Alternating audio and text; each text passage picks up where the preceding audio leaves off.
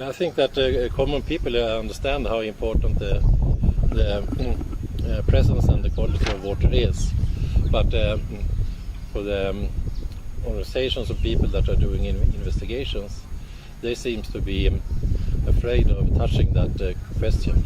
Maybe they think chemistry is too difficult, or maybe they don't really like to know how bad it is in the water. And how bad is it? Because we hear a lot, particularly in climate change negotiations, about ocean acidification, which is a problem related to that issue. But how bad, from your analyses and your company's work, would you say that water qualities are around the world? I think the water quality is more important than the presence of water or the amount of water. So it is a very important question, and it's being more and more important every day going, because we are not taking care of that resource. We are worried about that we have enough with water, but we really should think that we have enough of good quality water.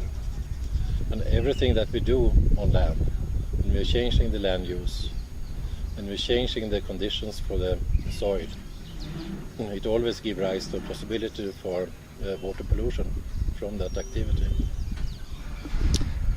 It often surprises me how into maybe amateur chemistry farmers are these days. They're always taking out their pH strips and testing the acidity, or how alkaline soils are, or doing other measures. How interested do you feel that agricultural big farming corporations are in what you're offering, and the need to analyse their water quality better? I think they're looking very little on harmful substances. They're more looking on the content of nutrients and the growth potential of the soil, not the problem that it can cause. And give us a sense then, if I were a farmer or running a big agricultural corporation, how could Exposmeter help? How could you? What would you offer in terms of analysis? Besides that, we can do more reliable analysis of the soil quality itself. We can also support the technologies to look on the runoff.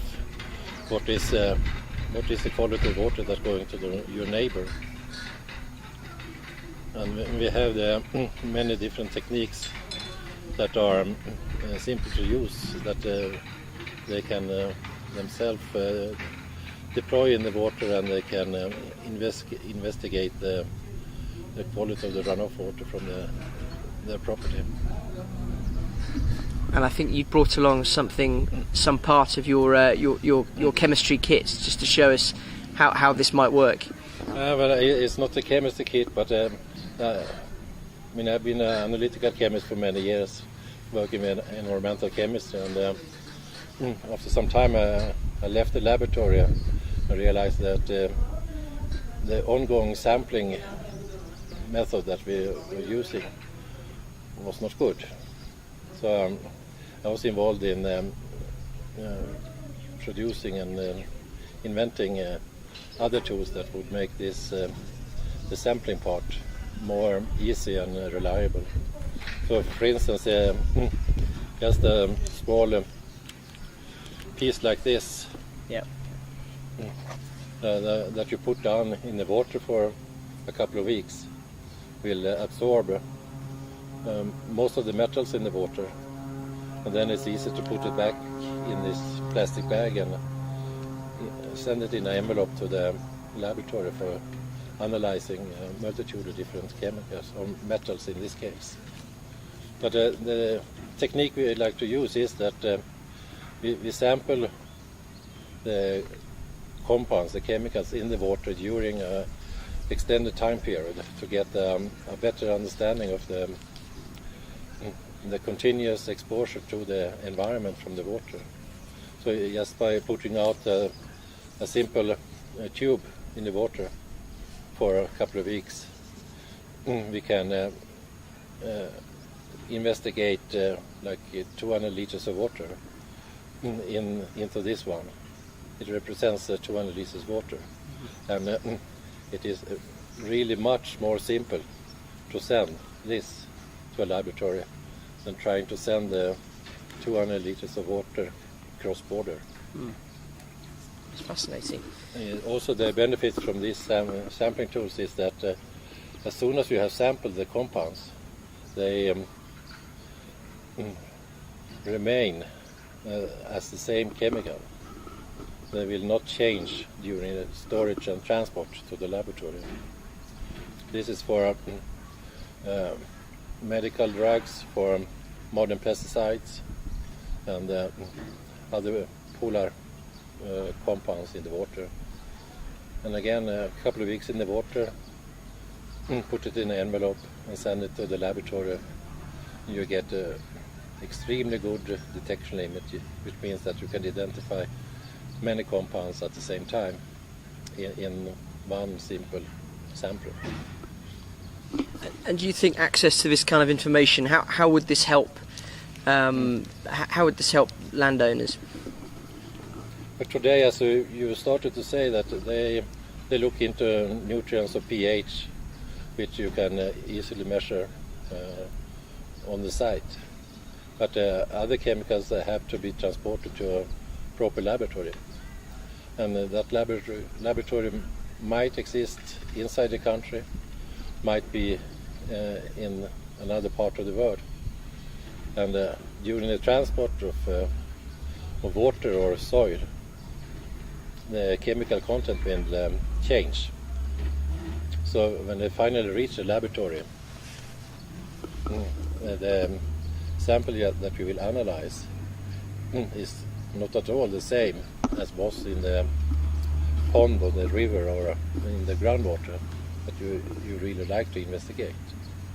This process can happen in 2, 3, 4 hours transport. And usually if you go to remote areas, we are talking about a week or more to transport it to a laboratory, and then you analyze something that have no connection at all to the water body that you like to investigate. So all these types of samples, they conserve the chemicals so they can be analyzed and give you the answer that you really was looking for, not what exists in the laboratory, but you like to know what was in the watershed. Just one final question. In terms of this convention, and they're busy in there, the diplomats working away on different aspects, how would you like to see them in the future recognise the importance of clean water and enough information on how clean and pure water is? I think that they have to recognize that everything that we do with the soil or the water will cause or have the possibility to cause a new type of problem, and that have to be studied and taken into account in the same serious manner as you do with the drought or with the land use itself. Mm-hmm. Because you like to improve the land use, but please consider also the possible negative effects this can have, or maybe we can make it to have positive effects. But today we don't know that, and it's not included in the projects that I have been studying here.